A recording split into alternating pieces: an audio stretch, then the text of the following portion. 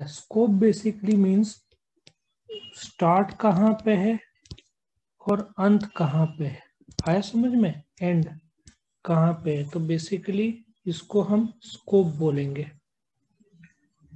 तो सबसे पहला area is birth rate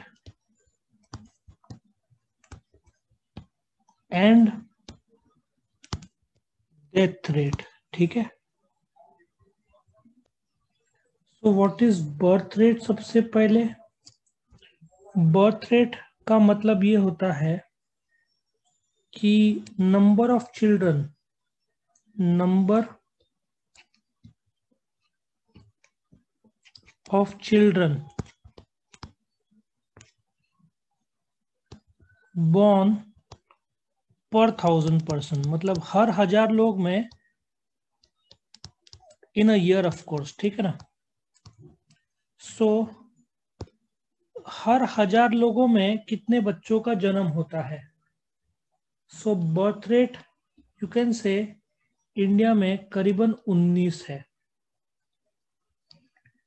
what is a death rate?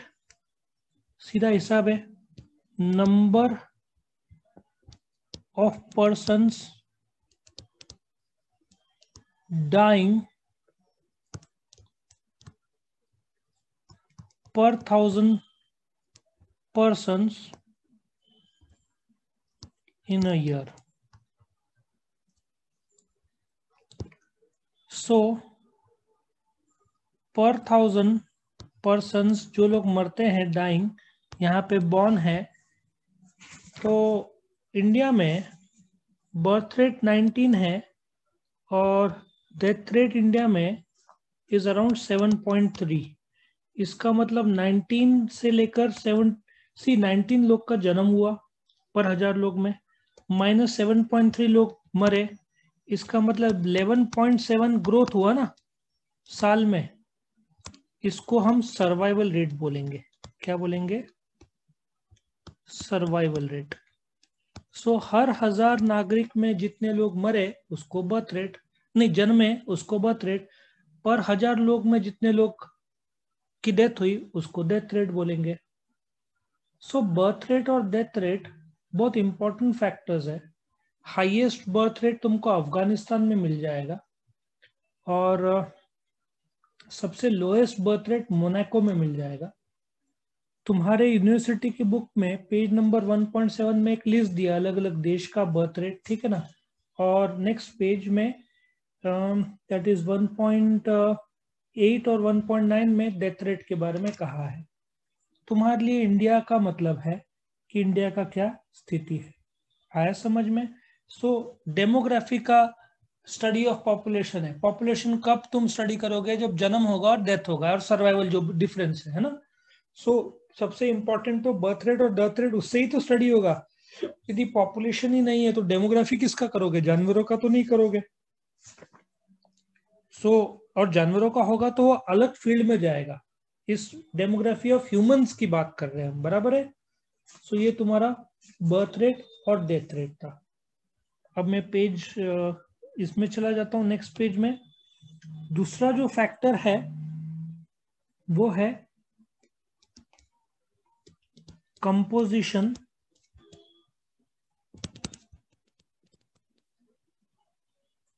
And density of population.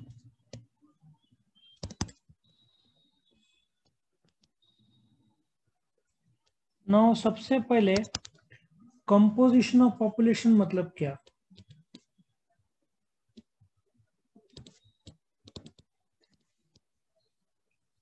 Distribution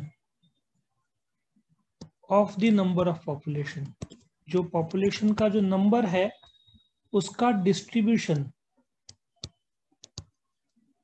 या बांटना उस पॉपुलेशन को ऑन द बेसिस ऑफ क्या? On the basis of age, ठीक है, जेंडर, ठीक है ना, मैरिटल स्टेटस,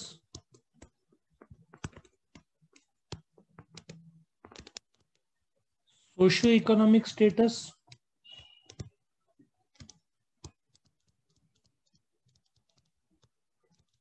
इसमें रिलीजन भी आ जाएगा। सो कंपोजिशन में तुम बांटोगे on the basis of age, gender, marital status. So इसमें से एक डेटा मैं तुमको बताता हूँ। 28% जो इंडियंस है are below the age of, नहीं मैं इसको करेक्ट कर दूं, 50% जो इंडियंस है are below the age of 28। इसलिए वर्ल्ड का यंगेस्ट पॉपुलेशन देखा जाए तो इंडिया है। वर्ल्ड का ओल्डेस्ट पॉपुलेशन जापान है, वहां पे लोग काफी जीते, वो भी एक एग्जाम्पल है। ठीक है, तो जब हम कंपोजिशन की बात करते हैं तो साफ पता चलता है कि इंडिया का जो डिस्ट्रीब्यूशन है यंगस्टर्स की तरफ झुकाव काफी ज्यादा है।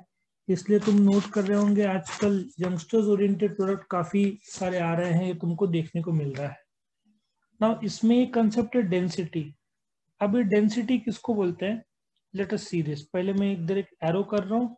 अभी पर स्क्वायर किलोमीटर, ये तुम्हारा एक स्क्वायर किलोमीटर हो गया। स्क्वायर मीन्स यहां से ये, दिस इज द पर स्क्वायर किलोमीटर। कितने लोग इंडिया में पर किलोमीटर रहते हैं। ऑस्ट्रेलिया में डेंसिटी 3 से 5 है। जो डेंसिटी है ऑस्ट्रेलिया में अराउंड 3 to 5 है। मुंबई का डेंसिटी 30,000 लोग रहते हैं उस मुंबई में। इंडिया का डेंसिटी करीबन 342, जहां तक मुझे नंबर याद रहा है 350 पकड़ लो, 350 लोग। तुम सोचो इंडिया में 1 किलोमीटर में इफ यू डिवाइड इंडिया का एरिया, ठीक है ना, बाय द पॉपुलेशन, तो तुमको डेंसिटी मिल जाएगा। ठीक है, so this is density of population. Again एक तुम इसको जैसे 0 to 14 में 27% पॉपुलेशन है। एज 15 से 24 में करीबन 18% पॉपुलेशन है। 25 से 54 करीबन 41% है। 55 to 64 करीबन 7.5% है। 65 ईयर्स एंड अबव करीबन 6.24 है। मतलब ये इंडिया का, ऐसा तुम कर सकते हो, कंपोजिशन को स्ट्रक्चर वाइज बांट सकते हो। उसमें भी तुम एज एक ऐसा एंगल बांट सकते हो जो मैं नेक्स्ट पेज में टर्न कर रहा हूं, which is age dependency ratio. Let us see, next is age dependency ratio. Age dependency ratio क्या होता है? सी, इसमें 2 पार्ट्स है। जो लोग निर्भर है, जैसे बच्चे लोग निर्भर है on parents. Anyone who is younger than 15, मतलब 15 साल से कम, यंगर देन 15, और एज्यूम करते आदमी रिटायर होता है, दैट इज ओल्डर देन 64। इसका मतलब यहां पे लोग काम करेंगे।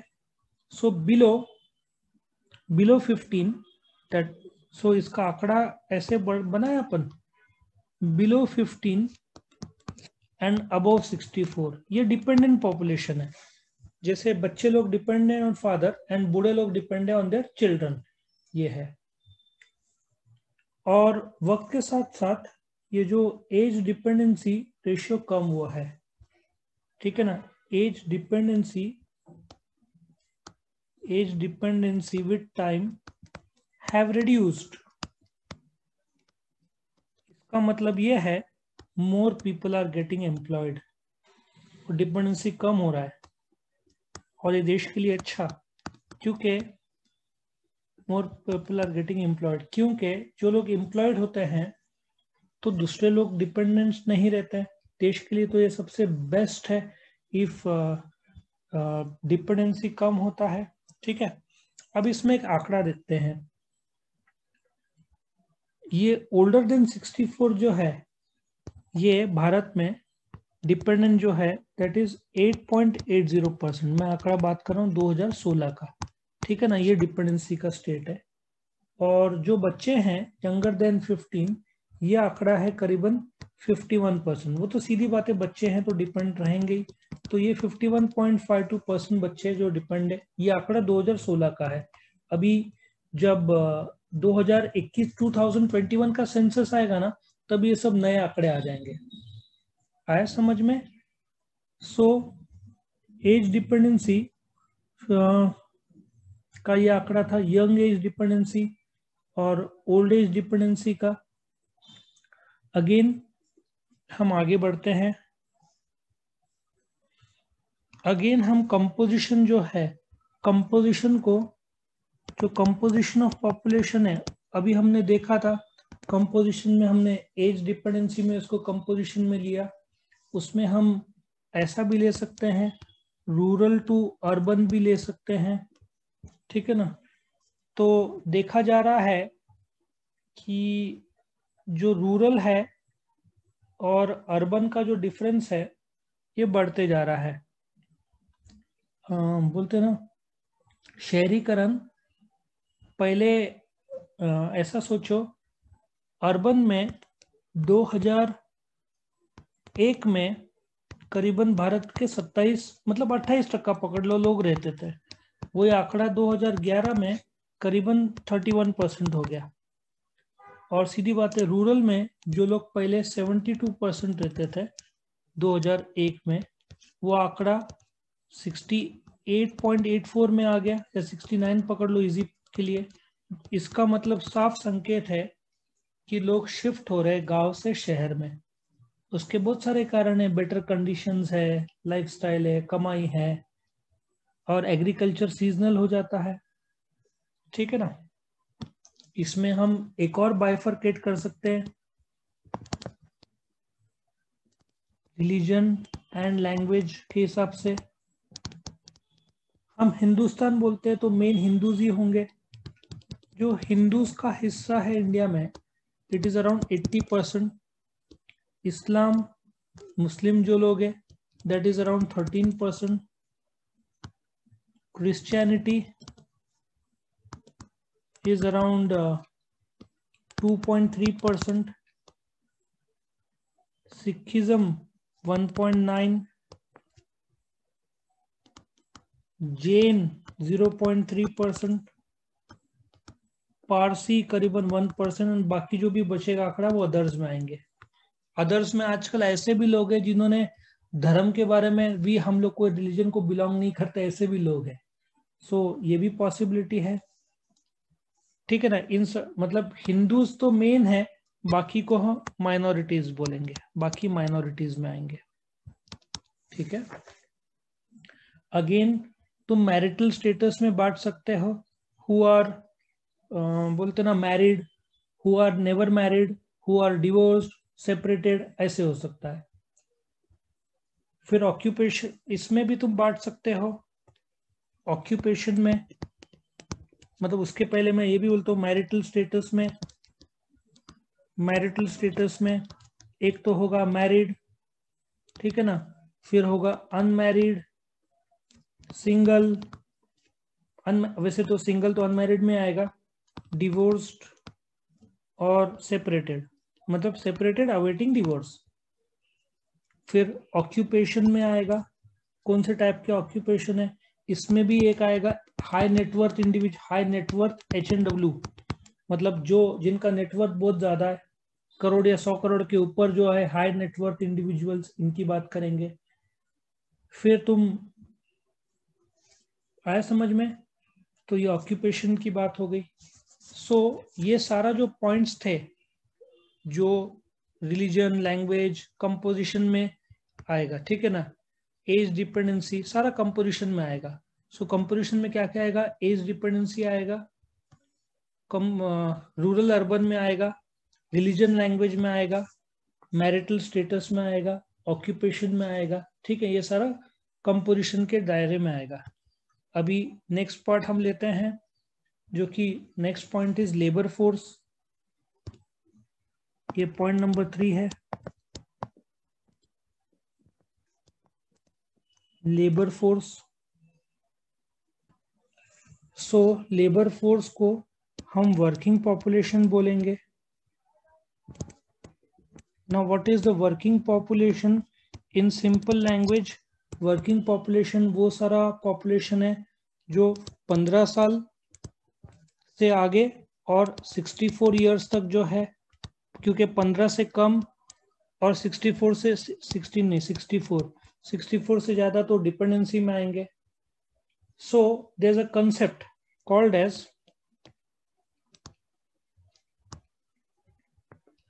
Labour force participation rate. Participation rate LFPR बोलते हैं. सो जो 17-18 में था थोड़ा सा कम हुआ है, करीबन 50% लेबर फोर्स पार्टिसिपेट करते हैं. In short labour force participation rate क्या है? ये वर्किंग पॉपुलेशन, ठीक है, जो या तो एम्प्लॉयड है या जिनको नौकरी है या जो एम्प्लॉय ढूंढ रहे हैं, सीकिंग इन एम्प्लॉयमेंट, जैसे फ्रेश MBA हो गया, सीकिंग एम्प्लॉयमेंट. सो उनको हम लेबर फोर्स पार्टिसिपेशन रेट बोलते हैं. अभी बोलते हैं कि 2017-18 में अनएम्प्लॉयमेंट रेट एकदम पीक पे था, लेकिन इंडिया का नीति आयोग नहीं मानता, क्योंकि इसका data if you see world wide या सब जगह देश में है, लेकिन इंडिया में कोई एजेंसी नहीं है जो प्रॉपर बता सके कि नौकरी जो है वो कैसे होता है, इंडिया में नंबर कितना है एम्प्लॉयड का, ये सब रिलीज नहीं करते. इसलिए ये डेटा थोड़ा सा बोलते ना माना नहीं जा सकता. इंडिया का जो डेटा डिस्प्यूटेड है, कोई प्रॉपर ऐसा सिनेरियो नहीं है कि कोई बोल सके कि भाई ये इंडिया का सिचुएशन है. ठीक है. सो आई होप यू अंडरस्टैंड कि लेबर फोर्स वो लोग हैं जो काम करते हैं, और बोलते ना अनएम्प्लॉयमेंट रेट फिलहाल सबसे ज्यादा होगा इतने टाइम से, क्योंकि कोविड सबसे बड़ा कारण है. और इसमें आई थिंक इतना डेटा तुम्हारा काउंट हो जाएगा. चलो, वैसे नेशनल NSSO करके एक ऑर्गेनाइजेशन है, वो कुछ हद तक डिटेल्स देती है, लेकिन अगेन एकदम ऐसे कोई संस्था नहीं है कि जो करेक्ट लेबर डेटा इंडिया में दे. मुझे लगता है 1-2 साल में वो आ जाएगा, लेकिन इंडिया का ये हमेशा डिस्प्यूटेड रहा है और जानबूझकर भी ओपन नहीं किया लेबर फोर्स का डेटा. लोग पॉलिटिक्स पर इल्जाम लगाएंगे, इसलिए उसको अंधेरे में रखा गया है. Next point is distribution of population.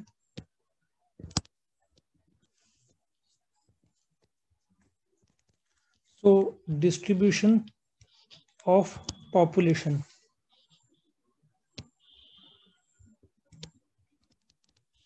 Now इसके बारे में वैसे तो ये बिजनेस डेमोग्राफी जो सब्जेक्ट है BBA का, उसका सेकेंड चैप्टर में पूरा डिटेल दिया है, लेकिन late us see the distribution of population.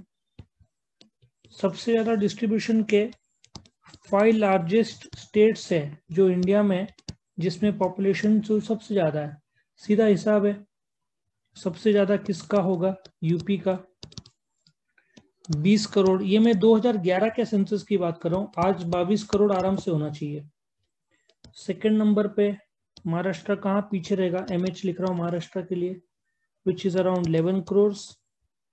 फिर तीसरे नंबर पे आता है West Bengal, which is around 9 crore.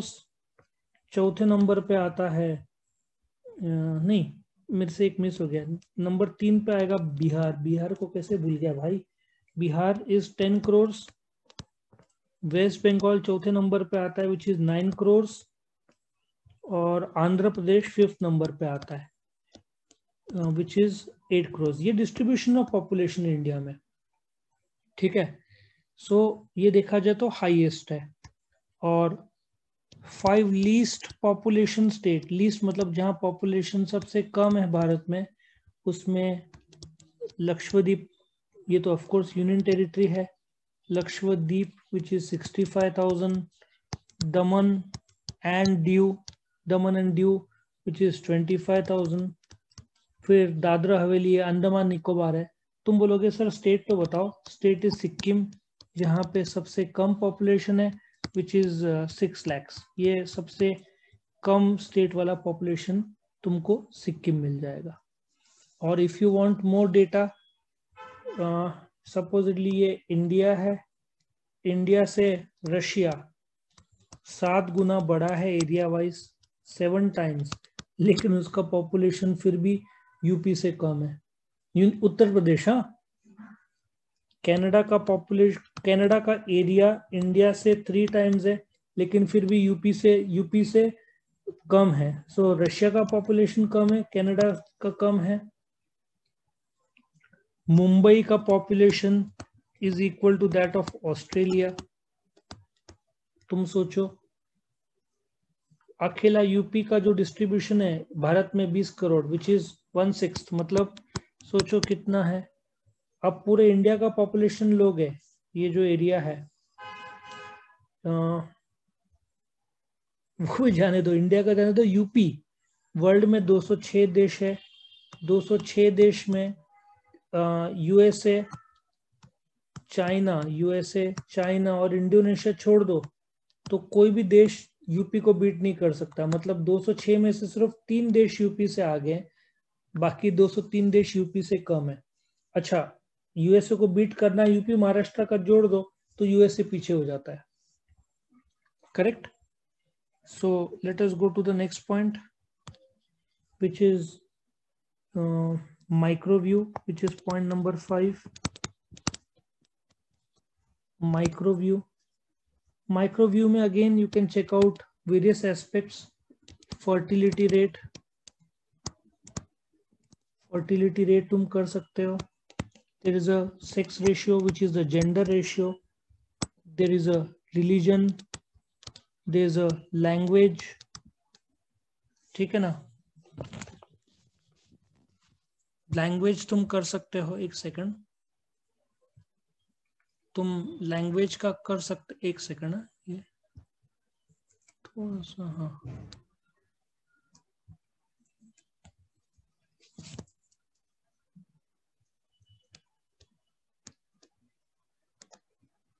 Language के हिसाब से कर सकते हो। मतलब रूरल अर्बन कर सकते हो, जो अपन ने थोड़ी देर पहले देखा था। सो माइक्रो व्यू इज, बोलते हैं ना, रिलेटिवली शॉर्टर व्यू। पूरे देश के बजाय तुम छोटे स्प्लिट कर रहे हो। फर्टिलिटी रेट क्या है, सेक्स रेशियो क्या है, रिलीजन क्या है, लैंग्वेज क्या है, स्पेसिफिक, इन शॉर्ट तुम स्पेसिफिक छोटे छोटे एलिमेंट्स में जा रहे हो। ठीक है। अब ये जो फर्टिलिटी है और ये जो छोटे मोटे डिटेल्स है, वो अलग से जो है which is components of demography के वीडियो में तुमको मिलना है, इसके बाद वाला वीडियो जो है। ठीक है, तो यहाँ पे मैं चर्चा नहीं कर रहा हूँ, वो अगले वीडियो में आएगा। और मैक्रो जो है उसमें अगेन पूरे देश का जो ट्रेंड्स ऑफ पॉपुलेशन, मतलब नेशन की बात करेगा, सिटीजन्स की बात करेगा, इमाइग्रेशन की बात करेगा, इमाइग्रेशन, एम माइग्रेशन। अब तुम्हारे मन में वापस सवाल आएगा, इमाइग्रेशन और एम माइग्रेशन क्या है। वो अलग से जो क्वेश्चन है फैक्टर्स अफेक्टिंग मोर्टेलिटी में आएगा, लेकिन फिर भी शॉर्ट में बता दूं, इमाइग्रेशन मतलब इंडिया से तुम कनाडा में गए, ठीक है, बट तुम परमानेंटली सेटल हो गए, तुम वापस आने का तुम्हारा विचार नहीं है, that is immigration. Emigration, तुमने टेम्पररी दुबई में जॉब लिया, तुम वापस आ जाओगे, that is called emigration. Immigration तुम परमानेंट चले गए, फिर वहां पे क्या ऑक्यूपेशन है, ये सब मैक्रो व्यू आएगा। ठीक है। और आखिर का जो पॉइंट है, that is point number 7, that is socio economic problems. ये तुम्हारा स्कोप में आता है, सोशियो इकोनॉमिक प्रॉब्लम्स क्या क्या है, प्रॉब्लम्स। ठीक है। उसमें डेमोग्राफी स्टडी जो है ना, पॉपुलेशन का स्टैटिस्टिक्स, लेकिन जो प्रॉब्लम्स है फैक्ट्स और फिगर्स में, age specific, gender specific, income, dependency, working population, ये सब आता है उसमें। जैसे एग्जांपल दिया है, जो प्रॉब्लम्स है, जेंडर का जो बायस है हरियाणा में सबसे कम है। और तुम इफ जो बोलते ना, जिसको मेल फीमेल या मेल फीमेल रेशियो जो है, जिसको हम सेक्स रेशियो भी बोलेंगे, केरला में ज्यादा है, सबसे ज्यादा, करीबन 1100 औरतें हैं और 1000 मेल्स है। और वही हरियाणा में, केरला में I think females are around 1100, males are 1000। Haryana में 750 फीमेल्स है और मेल्स 1000, मतलब कम है। और सबसे बुरा हाल दमन एंड दीव में है, वहां पे तो 680 के आसपास फीमेल्स है और 1000 मेल्स है। ठीक है ना, ये आंकड़ा प्लस माइनस थोड़ा हो सकता है बट नजदीक ही है। तो इसके लिए गवर्नमेंट ने सुकन्या समृद्धि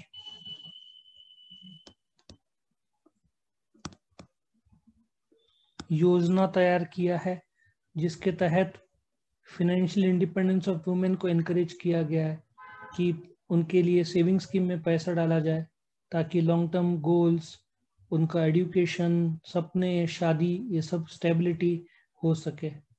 ठीक है, तो ये सारे पॉइंट्स थे तुम्हारे स्कोप के। तो अब ये लेक्चर यहाँ पे वाइंड अप करते हैं हम लोग। वीडियो पसंद आया तो लाइक कीजिए, अपने फ्रेंड्स के साथ शेयर कीजिए, उनका भी फायदा हो, और चैनल को सब्सक्राइब कीजिए। Thank you.